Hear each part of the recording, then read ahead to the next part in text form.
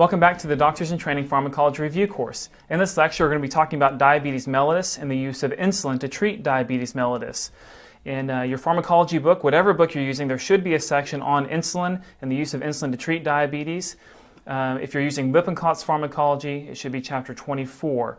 We will prompt you later on in this lecture to review the pages that correspond in your pharmacology review book to help augment your learning for this lecture. As today's lecturer, we have Dr. Mike McGinnis, who is a board-certified internal medicine physician and one of our chief educators here at Doctors in Training.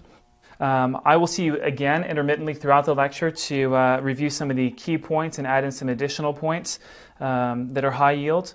So let's go ahead and get started. Dr. Mike McGinnis. In this lecture, I'll give you some background information on diabetes in general. We'll talk about insulin. Where does it come from? What does it do? We'll talk about some specific types of insulin that we use. We'll talk about short-acting or rapid-acting insulin. We'll talk about intermediate-acting insulin and then long-acting insulin. And then we'll talk about how we use insulin. And I'll give you some important practical considerations that may not be found in Lippincot's. Now, diabetes is primarily a disease of the pancreas, so let's have a quick review of the pancreas. The pancreas, you recall, is both an exocrine gland and an endocrine gland. Now, the exocrine pancreas produces digestive enzymes, and it releases these digestive enzymes into ducts. That's what makes it an exocrine gland. And the ducts carry the digestive enzymes into the GI tract. And these digestive enzymes include trypsinogen, chymotrypsinogen, lipase, amylase. The endocrine pancreas involves the islets of Langerhans, or as we say around here, the islets of Langerhans. Dr. Langerhans was a medical student when he discovered these little clusters of cells scattered throughout the pancreas. The islets of Langerhans have three cell types. They have the alpha cells, which produce glucagon, the beta cells, which produce insulin, and the delta cells, which produce somatostatin. Now let's talk about diabetes mellitus.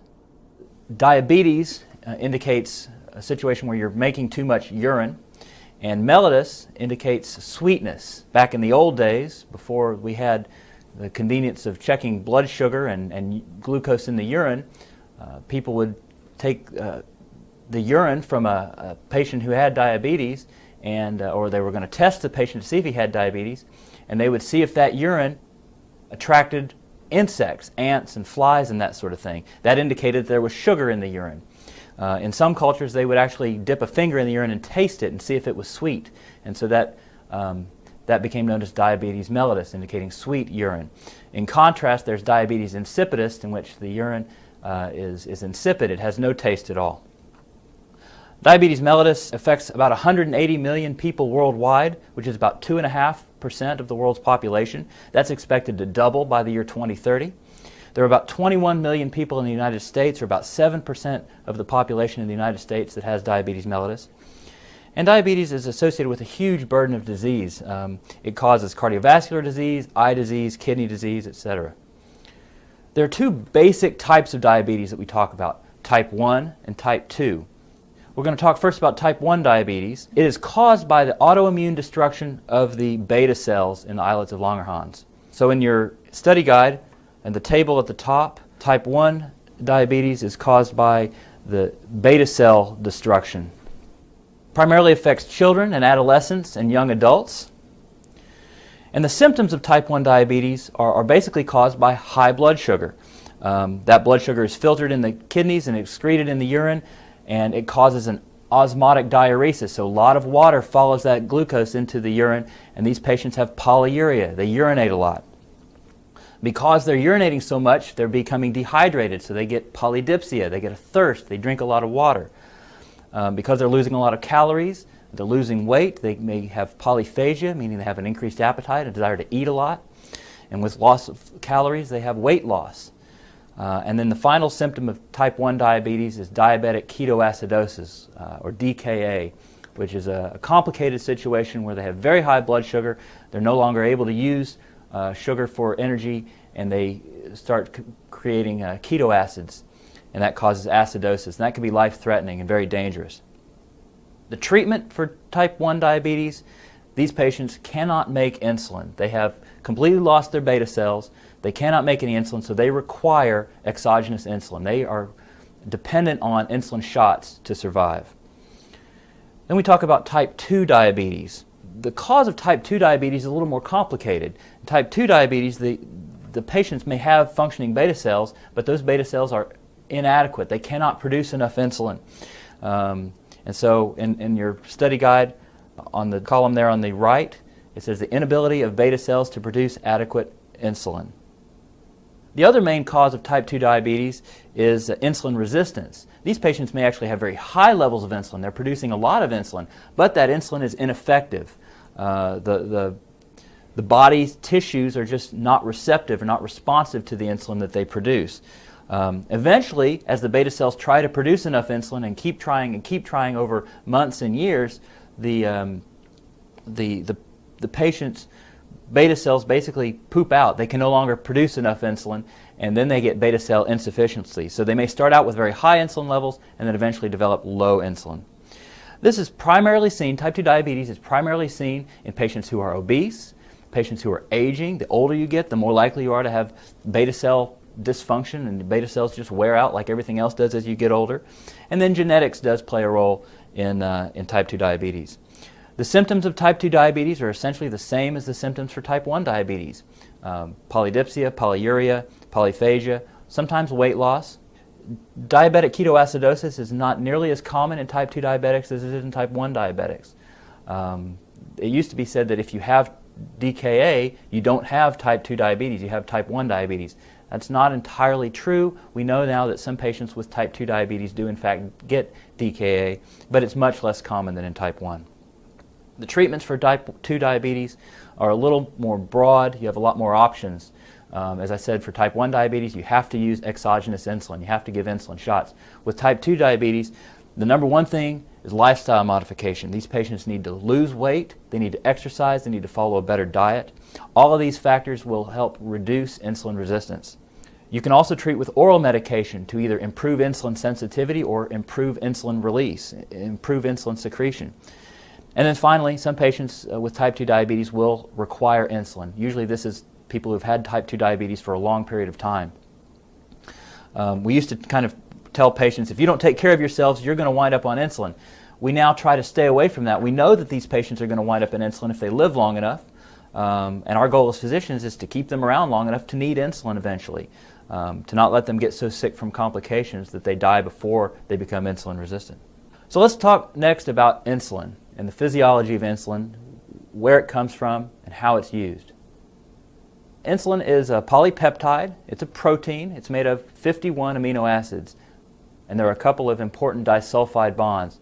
Insulin is synthesized as proinsulin, which is pictured, and these proinsulin molecules, the disulfide bonds are in place, and then the proinsulin is cleaved inside the cells to produce insulin and C-peptide.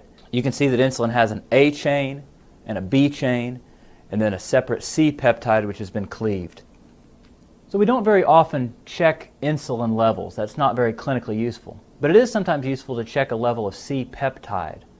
There are a couple of situations where that might be useful. First of all is if you have a patient who's maybe 30, 35 years old, maybe a little bit obese, and they're newly diagnosed with diabetes, and you want to find out if they have type 1 or type 2 diabetes. Well, if you check a C-peptide level, that can be very useful because a patient with type 1 diabetes is not making any endogenous insulin, not making any C-peptide. So that patient should have a low level of C-peptide. A patient with type 2 diabetes, as I said, they're going to have very high insulin levels. They're going to have a lot of C-peptide. So they would have a very high C-peptide level when you checked. So that's one instance you might find it useful to check a C-peptide level. The other instance is if you have a patient who's developing hypoglycemia and you're concerned that they may have factitious disorder. They're giving themselves insulin. Maybe it's a healthcare worker, a nurse or a doctor, and you think they might be giving themselves insulin to lower their blood sugar and cause hypoglycemic symptoms. Well, if you checked that patient's C-peptide level and it was very high, that would suggest that they're actually making a lot of insulin. They may have an insulin-secreting tumor, an insulinoma, and they don't have factitious disorder. If, on the other hand, that patient had a low C-peptide level, it might suggest that, in fact, they're not producing a lot of insulin and they're actually might be injecting insulin, so they have factitious disorder. Because the insulin that you buy in a bottle at the drugstore does not have C-peptide in it. Let's talk about insulin secretion. There are lots of things that stimulate and regulate insulin secretion. And if you look at number 2 on your study guide, it says, how is insulin secretion regulated? The three things I want you to remember: glucose is the number one thing that regulates insulin secretion, certain amino acids, specifically leucine and arginine, and then digestive hormones, glucagon-like peptide 1, which is called GLP-1. There's another hormone called GIP, glucagon, cholecystokinin. These are all digestive hormones that regulate insulin to a certain degree. Now, insulin secretion is kind of complicated because there's always a little bit of insulin secreted. It's called what we call the basal insulin, sort of a low-level, constant amount of insulin that's always being secreted. But then we see the glucose levels rise with meals, and the insulin levels rise with meals to keep those blood sugar levels under control. We call this the prandial or mealtime secretion of insulin. That's an important concept, an important term for you. Prandial means mealtime, so we talk about preprandial, before mealtime insulin, and postprandial or after mealtime insulin. So we're looking now at a schematic drawing of a beta cell. And here we see glucose entering through a glucose transporter, and these glucose transporters are found throughout the cell membrane. But glucose enters the cell, and the glucose is metabolized to cause a rise in ATP. The rise in ATP closes these potassium channels, which allows the cell membrane to depolarize. As the cell membrane depolarizes, it opens a voltage-gated calcium channel, which causes calcium to flow into the cell, and that causes exocytosis of the insulin, which has been produced in the beta cell and packaged into these vesicles, and exocytosis. So remember this drawing. We'll see it later with another type of family of diabetes medicines called sulfonylureas, which affect this process and increase insulin secretion by the same process. All right, so now we're looking at a graph of physiologic blood sugar throughout the day. And you can see the blood sugar is pretty flat at night because you're not eating. In the morning, blood sugar rises when you eat, and then it comes back down fairly quickly, and it may start to up again, and then when you eat lunch it rises again, and it repeats this throughout the day. Whenever you eat, the blood sugar is going to kind of go up. So if you have a snack at midnight, here's your midnight snack. Now we see blood sugar and insulin superimposed on one another.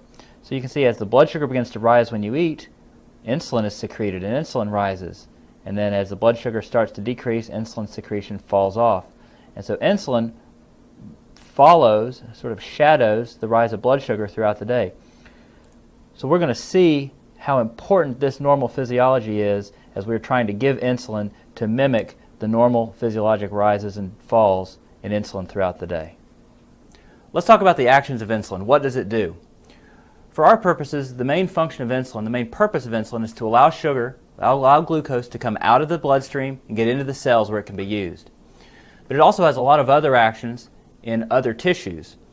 In muscle cells, insulin stimulates protein synthesis and glycogen synthesis. In liver cells, insulin stimulates glycogen formation and increases triglyceride synthesis. In adipose tissue, insulin triggers triglyceride storage. In pancreas, as we've just seen, insulin reduces insulin secretion. And insulin also increases cellular potassium uptake, which is very important. There are a couple of instances where we need to be mindful of this. First of all, when we treat hyperkalemia, someone comes in with a very high potassium level, 6.5. They come into the emergency room, they're at risk of having cardiac arrest because of this. One of the treatments you might give very rapidly to get the blood potassium down is to give insulin. We also give that with an ampule of D50, which is a high glucose fluid. We do not give the D50 to lower the potassium. D50 by itself will not lower potassium. We do give D50, though, to offset the effect of giving all that insulin. If you give a patient a bunch of insulin, it's going to drive their potassium down, but it's also going to drive their blood sugar down, and that can be very dangerous. So we need to give D50 at the same time. We also need to be mindful of the lower potassium levels in someone receiving insulin when we're treating diabetic ketoacidosis. As we mentioned, diabetic ketoacidosis is associated with very high glucose levels. You can have glucose of 500, 600, 700, even up to 1,000 or higher. So Blood sugar is very high, and you treat this with high doses of IV insulin given through a continuous IV insulin drip. Well, that insulin is going to get the blood sugar down, but it's also going to drive the cellular potassium levels down. It increases cellular potassium uptake and drives down the serum potassium. So when you give someone IV insulin for diabetic ketoacidosis, you often will put them on a potassium drip. They may come in with normal potassium, but you know you're going to be making that potassium low, and so you're going to give them potassium right off the bat. Let's talk about insulin degradation. What happens to insulin in the body? Well, insulin is broken down by insulin-degrading enzyme, which is also called insulin protease. Regular insulin, the insulin we all produce, has a very short half-life, about 5 minutes. But it's also metabolized in the kidneys and in the liver. So a patient with renal failure, the insulin you give them will last a lot longer. So imagine you have a patient with diabetes who is on insulin, and they've been pretty well controlled, and all of a sudden their blood sugar starts to drop. Or they start to tell you, well, I used to be using a lot of insulin, and all of a sudden I'm not having to give as much insulin anymore. Well, that may indicate that they're having renal failure, that the insulin that you're giving them is lasting a lot longer in the body, and so it's driving the blood sugar down too low, or they're just not having to give themselves as much insulin. So in that situation, you would want to check their creatinine and BUN and make sure that their kidneys are still working appropriately. So renal failure can cause exogenous insulin to last a lot longer. Let's also talk about the adverse reactions associated with insulin. What are the adverse effects of insulin? The three things I want you to remember are hypoglycemia, weight gain, and lipodystrophy. We'll talk about each one of those individually. First of all, hypoglycemia, low blood sugar. Obviously, if you give insulin, it's going to drive the blood sugar down. Well, this causes symptoms of tachycardia, vertigo or dizziness, diaphoresis, which is sweating, and also confusion and anxiety. Patients who get low blood sugar, get hypoglycemia, they really get used to this feeling. They can tell their blood sugar is low. They say, I just don't feel right, I'm sweaty, my heart's racing, I feel a little dizzy, I feel a little goofy and confused. They know what it feels like. In general, we want to avoid beta blockers in patients with diabetes who are at risk for hypoglycemia for a couple of reasons. Number one, beta blockers will mask the sympathetic symptoms of hypoglycemia. So they might not get tachycardic because they're on a beta blocker. They might not feel that way. They might not realize that their blood sugar is getting low, and so they don't know that they need to go ahead and eat something to raise their blood sugar. Beta blockers can also increase the risk of developing diabetes and can worsen diabetic control. So beta blockers, you can use them in diabetics, but you need to be very, very careful. The second adverse effect or adverse reaction of insulin that we talk about is weight gain. There are a lot of different theories of why patients with insulin or why patients on insulin get weight gain. One is that insulin itself has anabolic effects. As we mentioned, it causes triglyceride synthesis, it causes protein synthesis, it stimulates the body to produce a lot of these things that will cause weight gain.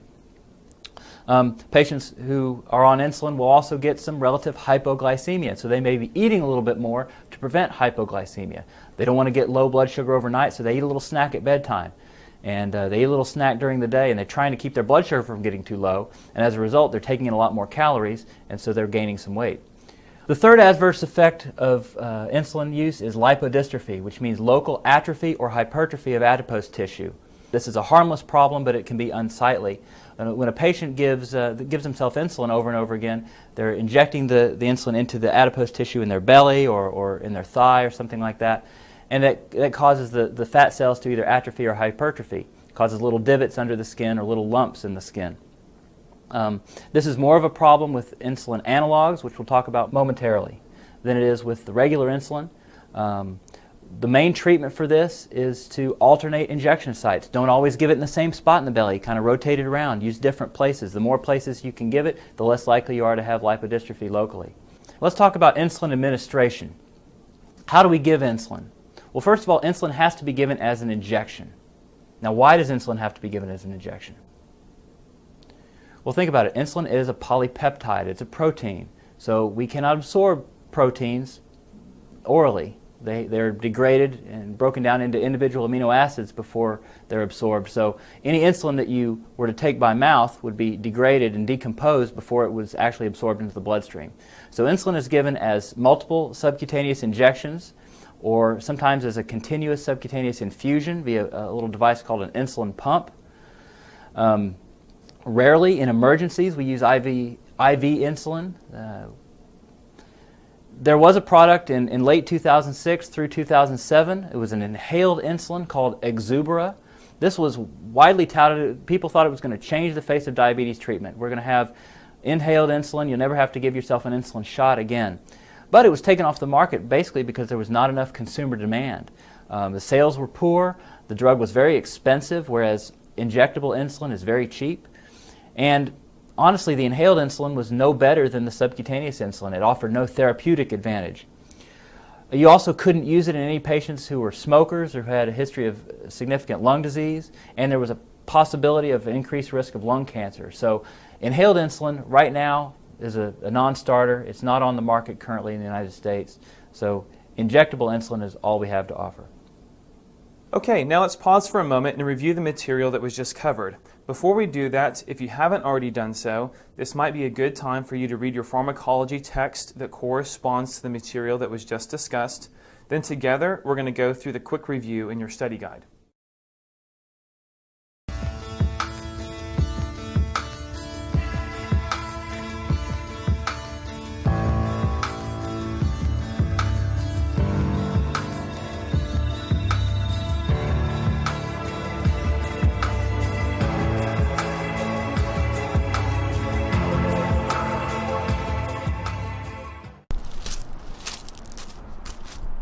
You've done it now, houseless.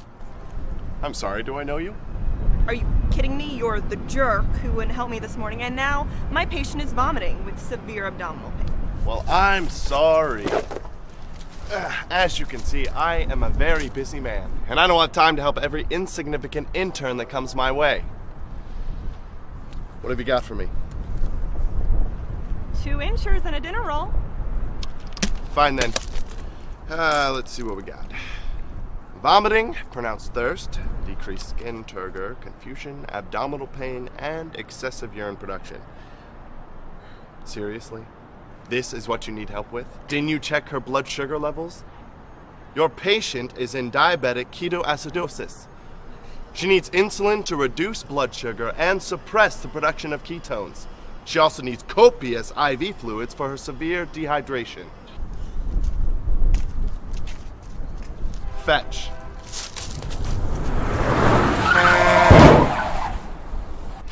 Don't you dare bleed on my porch! Okay, at this point in our lecture, I'd like to review some of the key points of what Dr. McGinnis has already mentioned, and maybe some of the key points that you would have read in your pharmacology review book. So if you turn to, first of all, to page 1 of your study guide, the section on diabetes mellitus basic review, there's that table comparing type 1 and type 2 diabetes. I want to make sure that you understand the cause is different in type 1 and type 2 diabetes. So in type 1, Dr. McGinnis mentioned that the beta cells are destroyed, and so there's no insulin production. And that contrasts that with type 2 diabetes, where there are still some beta cells, but it's an inadequate production of insulin. All right, so they're not functioning as optimally as they could. So there's not as much insulin, but also very important to note is that there's insulin resistance. The insulin that is present is not working very well in type 2 diabetes, and that's one of the main distinguishing differences between type 1 and type 2 diabetes. Let's look at quick review 1. Number 1. Why should beta blockers be used in caution in diabetic patients? So Dr. McGinnis mentions this before. We talked about how patients that are taking insulin can become hypoglycemic. And when they become hypoglycemic, they're going to have signs of hypoglycemia, including diaphoresis and tachycardia. Those are adrenergic symptoms. When you take beta blockers, you're going to interfere with your body's ability to generate a fight or flight response. You're not going to have the tachycardia. You're not going to have the symptoms of hypoglycemia. Consequently, diabetic patients may not know when they become hypoglycemic. Now, take note here, it doesn't say you can't use beta blockers in diabetic patients. It says you have to use them with caution. And this is an important note because a lot of diabetics have coronary artery disease. And one of the drugs you need to take when you have coronary artery disease to reduce morbidity and mortality is beta blockers. So you can use them in diabetics, but they just need to be aware of the potential problem if they become hypoglycemic. Number 2, what effect does insulin have on potassium levels? So insulin increases the cellular uptake of potassium. So in patients that are hyperkalemic, in patients that have high potassium levels, we actually give insulin to reduce their potassium levels in their serum. The potassium shifts out of the serum and goes into the cells. Is this a great way to control potassium long term? No, it's a great short-term way to control potassium. High potassium is life-threatening. When you encounter it, you need to treat it very quickly, and one of the ways you can do that is with insulin in addition to sugar. If you just give insulin to a patient, their sugar is going to bottom out. So you give insulin plus sugar. Dr. McGinnis mentioned D50, which is a sugar dextrose solution. So you push an amp of D50, push 10 units of regular insulin, and that'll help to maintain euglycemia while lowering your potassium levels. Number 3, what would you suspect in a patient with hypoglycemia in a lab workup that reveals an absence of C-peptide? All right, so we saw how C-peptide is cleaved off of your proinsulin molecule. So when you have excess levels of endogenous insulin, as you might have with an insulinoma, insulinoma is a tumor of the beta cells of the pancreas, so you have a ton of insulin being produced. In that case, you would have a lot of insulin in your body and you would have a lot of C-peptide in your body.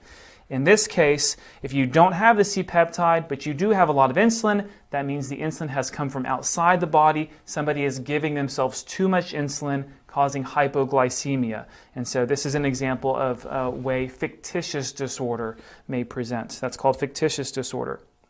Number 4, describe the process by which glucose stimulates insulin release in the beta cells of the pancreas. So physiologically, this is very important to know. This is highly testable. This is also important to know when we talk about your oral diabetic drugs. Glucose enters a beta cell. It's metabolized, causing an increase in ATP that closes potassium channels. So the influx of glucose, the next step is the closing of potassium channels that causes membrane depolarization. Whenever you close potassium channels, your cell depolarizes. You see that with neurons. Anytime you close potassium channels, membrane potential increases. Or you have a depolarization and action potential that takes place. And as a result, your voltage-gated calcium channels will open, allowing calcium to enter the cell. And this, whenever calcium enters the cell, that allows for exocytosis of a vesicle, in this case, a vesicle filled with insulin. Number 5, what disease results when a type 1 diabetic does not take sufficient insulin? Type 1 diabetes, they get DKA, diabetic ketoacidosis. Number 6, what disease results when type 2 diabetic has severely elevated blood sugar due to poor control of their diabetes? In general, they don't get DKA. They don't get diabetic ketoacidosis, all right? They don't make ketones because type 2 diabetics usually have enough insulin around to prevent ketone body formation. So they don't get DKA, but they can have problems. In a type 2 patient that has hugely elevated blood sugar, like in the 800s, these patients are going to exceed their kidney's ability to reabsorb sugar, so they're going to start urinating out sugar. As they urinate out sugar, water is going to follow. They get dehydrated. They get what's called NKHOS, non-ketotic hyperosmolar state. That's one way you're going to see this referred to, NKHOS, non-ketotic hyperosmolar state. The American Diabetic Association has another name for this. It's very similar, but it's HNS, which is hyperosmolar non-ketotic state. So same terms, just switched up a little bit. So something to be familiar with. Type 1, DKA. Type 2, HNS. Number 7, how is long-term glycemic control measured in patients with diabetes mellitus? In patients with diabetes, you should be checking a hemoglobin A1C about every 3 months. The hemoglobin A1C is how you measure the long-term control of diabetes. It is glycosylated hemoglobin. When glucose gets attached to a hemoglobin molecule in a non-enzymatic way, that creates hemoglobin A1C, and that's what we're talking about here. Number 8, insulin is normally administered subcutaneously. In what circumstances would you administer IV regular insulin? We talked about one of those circumstances just a second ago. We said in cases of hyperkalemia, you might give insulin with dextrose in order to reduce potassium levels. Another scenario where you give IV insulin is a hyperglycemic emergency, such as DKA or HNS. Number 9, what are the counter-regulatory hormones? Very testable, all right? Medical school, step 1 likes to test you on this one. Counter-regulatory hormones, these prevent the human body from becoming too hypoglycemic and in certain circumstances may cause hyperglycemia in diabetic patients. So these hormones that work against insulin are glucagon, epinephrine, cortisol, and growth hormone. So in scenarios where a diabetic patient has too much of these, it's going to raise their sugar levels and make them more likely to go into DKA or HNS. And the last question, what type of receptor does insulin bind to in order to exert its effects? Insulin binds to a tyrosine kinase receptor. That's its messaging pathway. It uses tyrosine kinase. All right, so that's it for now. We'll head back to Dr. McGinnis. So we've covered the basics of diabetes, and we've covered the physiology and the effects of insulin. Now we're going to discuss the different formulations of insulin before we move on to how do we use it in specific treatment plans. So the goal of insulin treatment is to normalize blood sugar, which fluctuates during the day, according to what you've eaten and according to activity levels and hormones. We saw a graph of physiologic blood sugar fluctuations throughout the day and insulin fluctuations throughout the day. And our goal is to mimic that normal physiology of insulin going up and down throughout the day, to try to keep the blood sugar under control without causing hyperglycemia or hypoglycemia. There are multiple insulin preparations. They generally differ based on onset of action and duration of action. So all of these different insulin preparations we're going to talk about, we use them often in combination to mimic normal physiology of insulin secretion and the fluctuations of insulin in the blood. That's our goal, is to mimic that normal physiology. And so we're going to talk about three main categories of insulin that we use to do that. First is short-acting or rapid-acting insulin. Second is intermediate-acting insulin. And third is long-acting insulin. So first up, rapid-acting or short-acting insulin. This includes regular insulin, insulin lispro, insulin aspart, and insulin glulisine. The four types, we have regular insulin, or sometimes called insulin R. This is packaged as 6 insulin molecules in a hexamer, in a package of six molecules together. There's also insulin lispro, which is basically human insulin that has a slightly modified amino acid sequence. A lysine and a proline have been reversed in position, and this provides for more rapid absorption, more rapid onset of action. There's also insulin aspart, which is a similar molecule with a different change in the amino acid sequence, and insulin glulisine, which also has a similar change in the amino acid sequence. All of these have very similar actions. They all work very quickly. They're all absorbed very quickly. We see these rapid-acting insulins are absorbed very quickly. They have their onset within about 30 minutes for regular insulin, and it peaks within 2 to 3 hours, and it lasts 5 to 8 hours total. And you have to give it about 30 minutes before you eat. With the other three, the analogs, the lispro, aspart, and glulisine, they have a much more rapid onset of action within 5 to 15 minutes. They peak more quickly, they peak within an hour, and they last 2 to 3 hours before they are degraded. And so you can give these much closer to mealtime. You can give them 15 minutes before you eat, or even when you eat, or even a little bit after you eat, which gives the patients a little bit of flexibility. Some patients on insulin may say, I don't always know when I'm going to eat. It's very inconvenient to say, well, I'm going to eat in 30 minutes, so I have to give my insulin now. Or if they go to a restaurant and they expect to sit down and eat, but there's a delay in their food coming, they've already given their insulin, and now they're getting hypoglycemic because they're waiting on their food. So it's much more convenient to give a type of insulin that can be given immediately before you eat or right after you eat. It's much more convenient and much safer for the patient. So these are all given around meals, the rapid-acting or fast-acting, short-acting insulin. All of these insulin analogs, lispro, aspart, glulisine, they all have about the same efficacy as insulin. They just work in a faster time period and they work for a shorter period of time. Next, we'll talk about the intermediate-acting insulin. The main one here is called NPH, or neutral protamine hagedorn insulin. This is a very old drug. It's been around since the 1940s.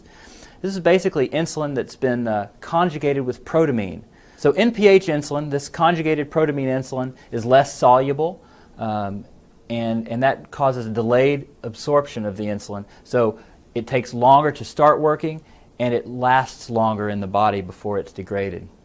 And you can see from the image here that it has its onset within 2 to 5 hours, and it peaks within 3 to 8 hours, and it lasts anywhere from 4 to 12 hours.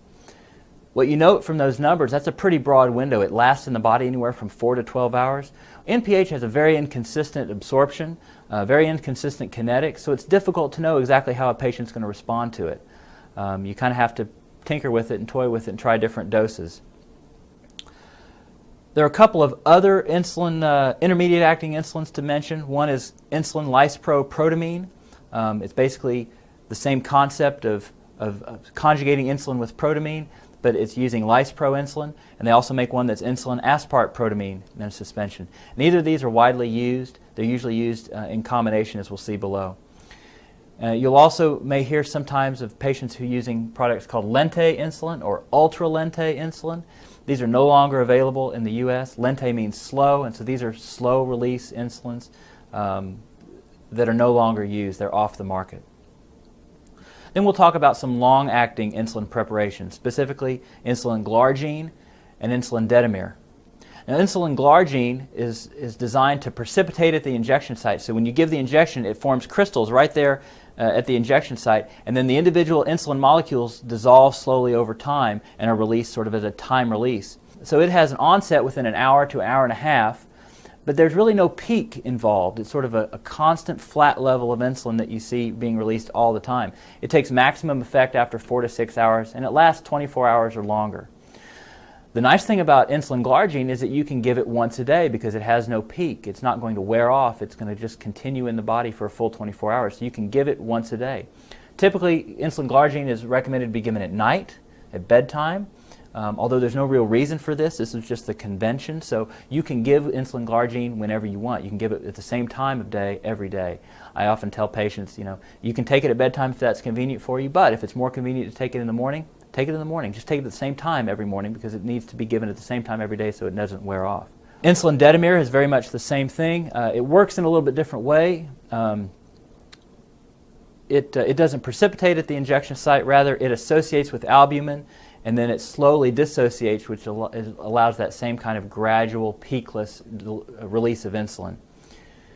And as you can see from the image here, there's a nice flat insulin curve without any peaks and without any troughs. It's just a constant release of insulin. So again, to recap, there are 3 main classes of insulin, 3 main types of insulin that they're split up based on their duration of action. We have the short-acting or rapid-acting insulin, which includes regular insulin, insulin lispro, insulin aspart, and insulin glulisine. We also have the NPH insulin, which is an intermediate-acting insulin, and we have insulin glargine and insulin detamir, which are long-acting insulins. Now it's time for our Angry Surgeon question of the day. Which has a longer duration of action? Insulin glargine or insulin glulisine? Are you even paying attention? Glulisine is one of the shortest acting insulin analogs, and glargine is one of the longest. Why do I even waste my breath on you? So how do we use insulin? This is where we get into the practical nitty-gritty of insulin treatment. In Lippincott on page 290, it talks about standard treatment versus intensive treatment. And personally, I find this kind of way of thinking about insulin a little bit simplistic. Some patients who have type 2 diabetes are on insulin along with oral medications, so you may be able to get away with just 1 insulin shot daily. They may just need a little bit of basal insulin. Some patients need 1 rapid-acting dose a day along with their largest meal.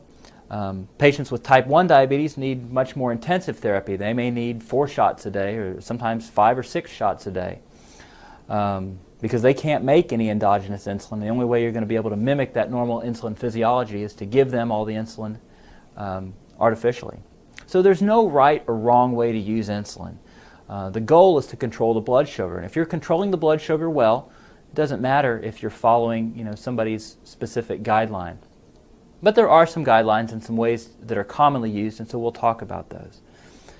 Just remember that our goal is to mimic that normal insulin physiology without excessive hyperglycemia or hypoglycemia, which can be dangerous.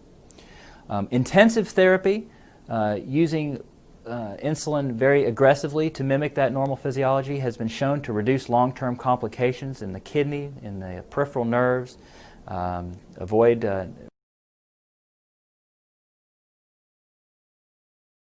diabetic retinopathy or damage to the retina. As I mentioned, there are a lot of different ways to use exogenous insulin to control blood glucose levels.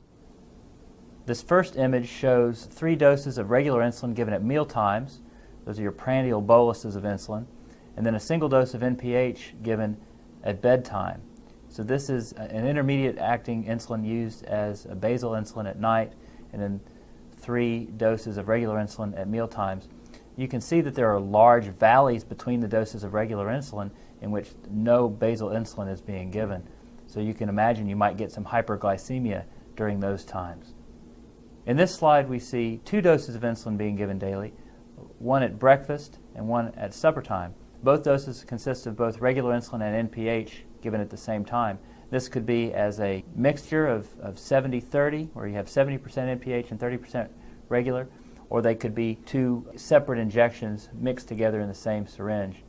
But the NPH given twice a day provides a more constant basal insulin, and the regular insulin is given as boluses with meals. The big downside to this is unless you give a 3rd regular insulin dose at lunchtime, you're still going to have hyperglycemia when you eat lunch because there's no insulin given to cover that. You can also use what are called insulin combinations or pre-mixed insulin. There are a lot of different options here. One of the most common is NPH and regular insulin mixed together, where you have 70% NPH and 30% regular. And so you can also have 50-50 NPH and regular. You can have Lispro and the Lispro protamine suspension we talked about. You can also have Aspart and Aspart protamine suspension combined. The dosing of these insulin combinations or these pre-mixed insulin can be very tricky. Usually you give about 2/3 of the daily dose in the morning and about 1/3 of the daily dose in the evening, and then you kind of adjust it based on the patient's response. Maybe the patient's someone who eats a big meal in the evening. They're not eating a lot of breakfast or lunch, but they're eating a big supper, so you may need to give them quite a lot of insulin in the evening. On the plus side, you can give these insulin regimens twice a day. So instead of having to take 4, 5, or 6 insulin injections daily, you can get away with 2 insulin injections a day. So it's very convenient for the patient. It just doesn't control the blood sugar as well. It's more difficult to control the blood sugar with premixed insulin than if you use what we call a true basal bolus insulin. So that's what we're going to talk about next. And unfortunately, this is not in Lippincott. Usually with a basal bolus insulin, you give a long-acting dose of insulin once a day. That's your basal dose. And then you give rapid-acting insulin in boluses at meal times and maybe at bedtime. In this slide we see true basal bolus insulin. We have a long-acting insulin, glargine or dedamer, given at bedtime here, and that lasts throughout the day, and you can see it just tapers off a little bit before the next dose is given. And then you have the boluses of rapid-acting insulin, in this case using Lispro insulin with meals. And this pretty well mimics the natural insulin physiology. You have a little basal insulin all the time, and then you have sharp spikes at meal times. This is the closest we can come with exogenous insulin to reproduce that normal insulin physiology. The big problem with this is it requires multiple injections. If you get 1 dose of insulin, of your basal insulin, plus 3 mealtime doses and maybe a bedtime dose, that could be 5 insulin injections a day, which a patient is not going to be as crazy about. Sometimes patients will get anxious. They say, gosh, when I add up all the insulin I'm getting 150, 200 units a day. What they're not looking at is that their blood sugar is being more tightly controlled, so they're less likely to have any of those complications that we talked about. The other problem with true basal bolus insulin is to use either of the long-acting insulins or any of the insulin analogs that are short-acting, rapid-acting. These are all brand name drugs, and so they're more expensive as opposed to regular insulin and NPH, which have been around for 60 or 70 years and are therefore much less expensive. Insured patients may have an easier time getting some of the brand name insulins than your uninsured patients. So you have to take all these things into consideration. What is a patient willing to do? How well is a patient going to do taking 5 insulin injections a day as opposed to 1 or 2? What can they afford to do? So there are a lot of other things you have to consider with your insulin injections other than simply which brands of insulin you prefer to use. Other things you need to consider when you're doing adjustments in insulin include things like the timing of the insulin, when are you going to give it, how big are the meals that the patient's eating, and then what do you do when a patient is sick and they're maybe not eating as much. Patients on insulin are instructed in what we call sick day rules, so we'll talk about that. First of all, the timing of the adjustment, the timing of the insulin. If you have a patient who is having fasting glucoses that are very high, they get up first thing in the morning and their blood sugar is very high, what do they need to adjust? Are they adjusting their breakfast bolus insulin? Well, no, that's not going to do any good. Their blood sugar was already high before they had breakfast, so they need to adjust insulin before that. They need to adjust their basal insulin or their evening dose of NPH, because that's what's affecting their morning blood sugar. Now, say you have a patient who has a very high blood sugar just before supper. What do they need to adjust? Do they need to adjust their supper time dose of insulin? No. Again, their blood sugar is already high before they get to supper. What they need to adjust is their morning NPH, or maybe the bolus of insulin, the rapid-acting insulin that they give at lunchtime, because that is going to have more effect on what their sugar is throughout the day and affect what their blood sugar is at supper time. Now, what about a patient whose blood sugar is high at bedtime? What do they need to adjust? Well, should they adjust their supper time bolus of rapid-acting insulin, or should they adjust their NPH? Now, these are the patients you do want to adjust their supper time bolus of rapid-acting insulin, because that supper time bolus is what's affecting their blood sugar 3 or 4 hours later when they're going to bed. If you adjust their NPH, again, the NPH is lasting all night long. So you want to make sure that you're adjusting your insulin based on what's really going to affect the patient's blood sugar. Again, there's no exact right or wrong way. This is one of those situations that's more of an art rather than a science. You just need to have an understanding of what kind of insulin they're on and what the differences in timing of the insulin injections are going to make on their blood sugars later in the day. You make small adjustments. You don't need to rewrite their entire insulin regimen. You just adjust it by a few units here and a few units there, and then monitor carefully. See what their blood sugar is doing after you've changed their insulin. Have them call you back in 4 or 5 days or a week and report some blood sugar readings and see what's going on. Don't be afraid to give your patients huge doses of insulin if that's what it takes to get their blood sugar down. As long as you're not causing hypoglycemia, you should be okay. I've seen patients with type 2 diabetes, large patients. They have a high degree of insulin resistance.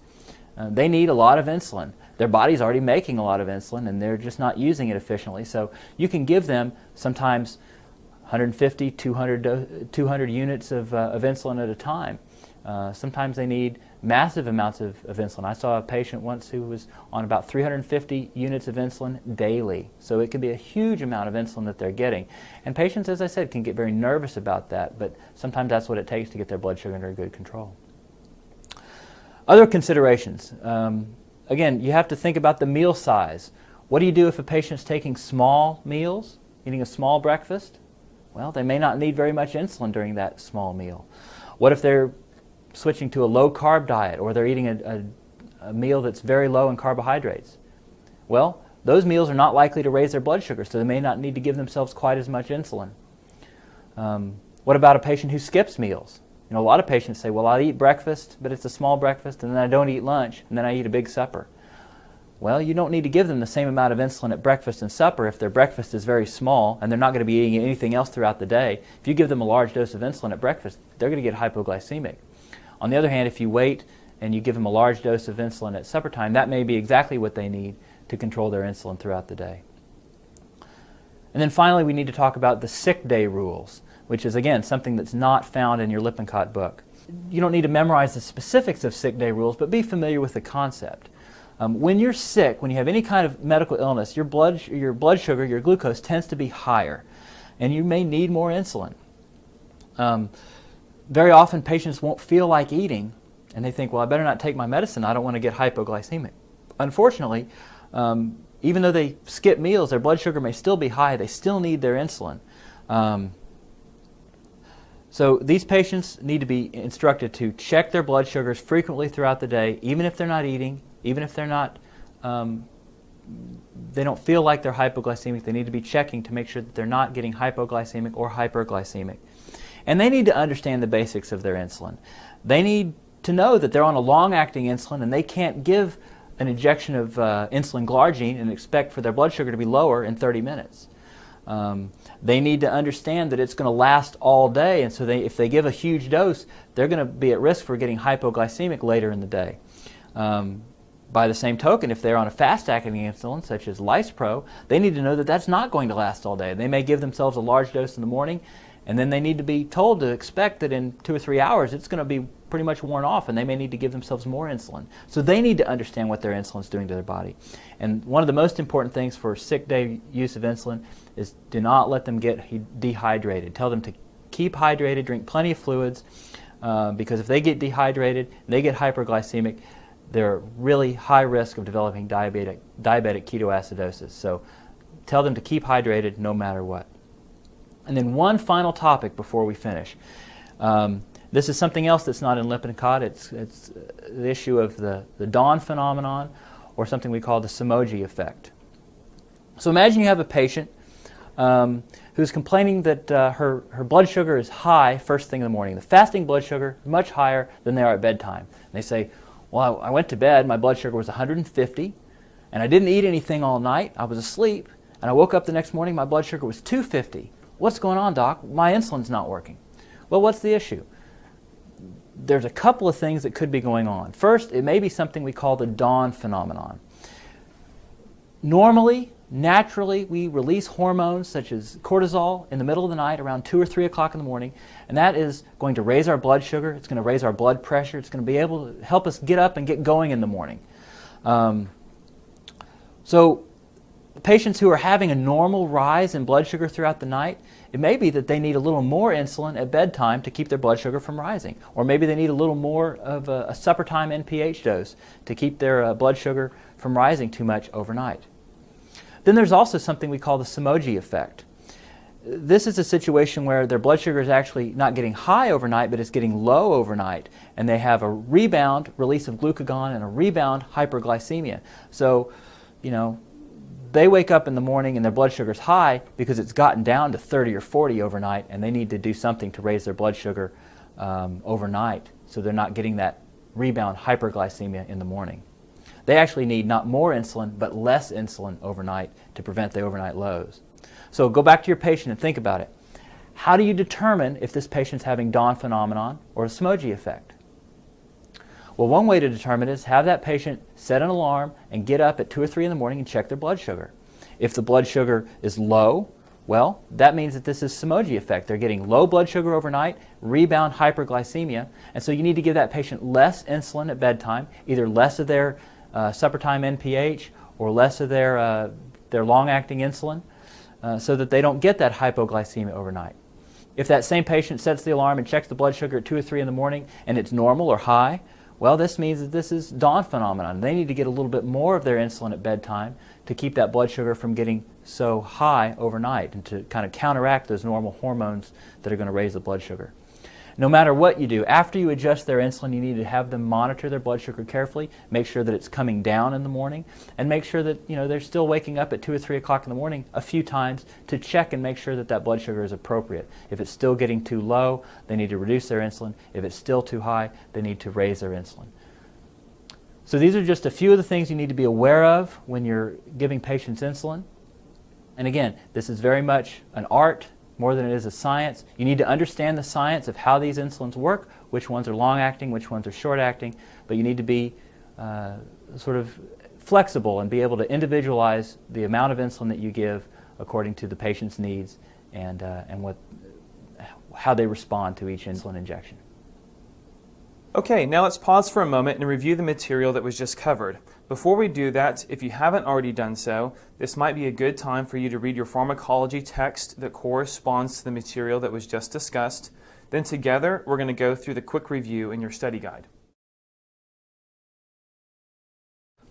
Number 1, which insulin can be given IV?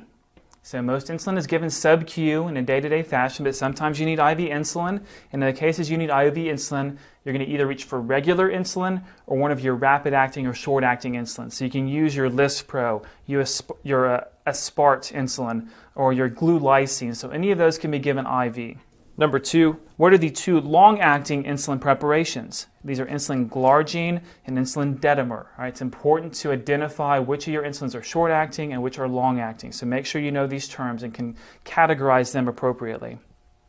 Number 3, in which type of diabetes is insulin required for treatment? So definitely type 1. You can't treat type 1 diabetes without insulin. Right? But also, insulin may be required for type 2 diabetes. Now, type 2 diabetic, in general, you're going to start with an oral agent first. If that's not sufficient, you might add a second oral agent. If that's not sufficient, you have one of two options. Either add a third oral agent or go right to adding insulin in addition to the oral agents. And we're going to talk about that when we talk about the oral diabetic drugs. But type 1 diabetics definitely need insulin. Sometimes type 2 diabetics may need insulin as well. Okay, now Dr. McGinnis talked about dosing insulin and how insulin dosing is very individualized, not only by patient, but also by practitioner. And so this is sort of the art of medicine. Which insulin preparation do you decide to use as a practitioner for your particular patients? All right, so it's very hard to teach general rule of thumbs here with these. But let me just throw a few things out there that will help you understand or just have a starting point, so to speak, with insulin preparation. Number 4, it is determined that a patient needs to be started on insulin and a total daily dosage is calculated. Now you may be wondering, well, how do you calculate a total daily dosage? Again, just as a loose rule, this is not a uniform rule, but it's very common to use 0.5 units per kilogram. All right, so for a 100 kilogram patient, you might need to use 50 units of insulin over an entire day, divided up throughout the day. All right, very loose rule, needs to be individualized by patient. All right, but anyway, moving on. Assuming that the patient is going to be started on a mixture of NPH and R insulin, which is your regular insulin, what percentage of the total daily insulin is typically dosed in the morning before breakfast, and what percentage is dosed in the evening before dinner? This is important to know as a third-year medical student. So you can impress your interns and residents and attendings by knowing this information. So when you're dosing insulin, you take your total daily dose and you divide it up. So 2/3 of that is given in the morning before breakfast, and 1/3 of it is dosed in the evening before dinner time, or as Dr. McGinnis refers to it, supper time. So in your morning dose, 2/3 of your morning dose is going to be NPH, and 1/3 of your morning dose is going to be your regular insulin. All right, and of your evening dose, which again was 1/3 of your total daily dose, that evening dose, if you're using NPH and R, is going to be 1/2 NPH and 1/2 R. So again, just a loose rule to start from whenever you're treating patients with diabetes with insulin. Number 5, if a patient is on an insulin dosing schedule of NPH and R in the morning and evening, what dose should be adjusted based on the following findings? So this is highly testable, very important to know. So a patient presents with hypoglycemia prior to breakfast. All right, which insulin dose is supposed to be taking care of blood sugar at breakfast time? It's actually prior to breakfast time. It's actually the evening NPH. So if a patient has hypoglycemia prior to breakfast, you're going to have to reduce the evening NPH dose. The second one, hyperglycemia at lunch. Which dose of insulin is taking care of sugar levels at lunchtime if you're using NPH and R? It is the morning regular insulin takes care of the lunchtime sugar level.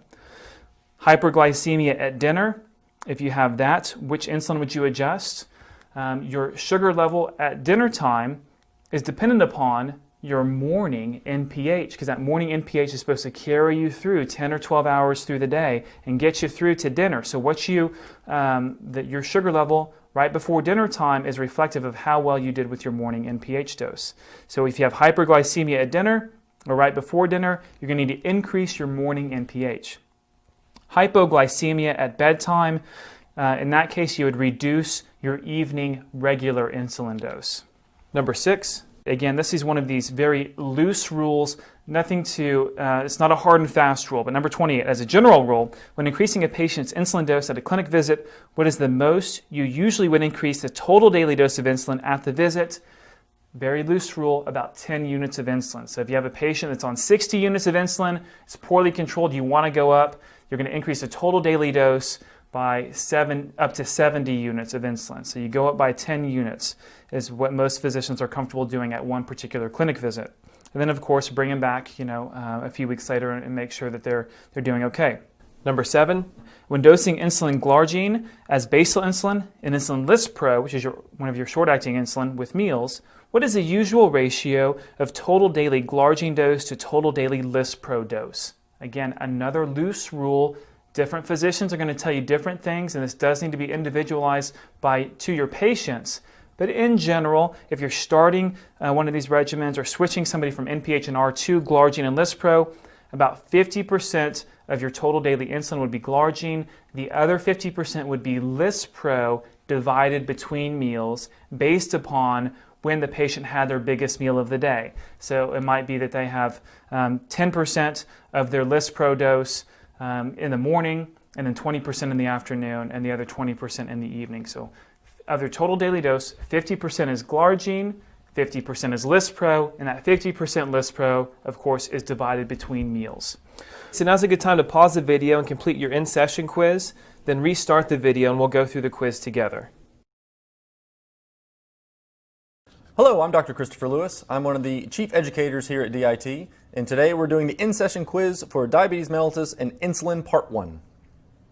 Differentiate the basic typical characteristics of type 1 and type 2 diabetes mellitus. Let's start with the age of onset. Well, in type 1, most patients are going to be young. In type 2, you're mostly going to see older individuals. However, we are seeing more young patients with this problem because of the obesity problem. Appearance. Most type 1 diabetics are going to be very, very thin, kind of wasted looking. In type 2, you're going to see more obese patients. Prevalence. Well, the prevalence of type 1 is relatively low. In type 2, it's increasing and relatively high. Genetics. It's less important in type 1, far more common of a problem in type 2. Families high in type 2 diabetes tend to want to continue to have diabetes in the family. Defect. The defect in type 1 diabetes is a beta cell destruction, whereas in type 2 you get more of an insulin resistance. Next, what is the goal of insulin therapy? Well, ideally you want to be able to mimic the normal insulin patterns that the body would normally do. What are the symptoms of hypoglycemia? Diaphoresis, shakiness and jitteriness, slurred speech, confusion, and tachycardia. Identify each of the following insulin preparations as either short-acting, intermediate-acting, or long-acting. Well, the short-acting insulins will include regular insulin, insulin aspart, insulin glulisine. The long-acting insulins will include Glargine and Detamir. And the only intermediate insulin there is the NPH insulin. How would you distinguish Somogyi effect from dawn phenomenon? Well, if you test the glucose at night around 2 to 3 a.m., if it's normal or high, then that's dawn phenomenon. If it's low, then you get Somogyi. If you determined that the type 1 diabetes mellitus patient's morning hyperglycemia was due to Somogyi effect, then what modifications in therapy would be necessary? Well, you can do one of two things. You can either do a bedtime snack, or you can decrease the long-acting insulin in the PM. How can a patient cut down on lipodystrophy secondary to insulin injections? Well, that's easy. You just move the injections around to different sites on the body. Or you could also change over to a regular insulin. What are the counter-regulatory hormones that raise serum blood sugar? Well, glucagon, cortisol, amphetamines, and growth hormone. Which insulin can be administered IV? Well, pretty much it's all of the short-acting insulins, and those include regular, aspart, Lispro, and glulisine. What type of cell receptor is activated by insulin? Well, that's tyrosine kinase. And that's the end of the in-session quiz for diabetes mellitus and insulin part 1.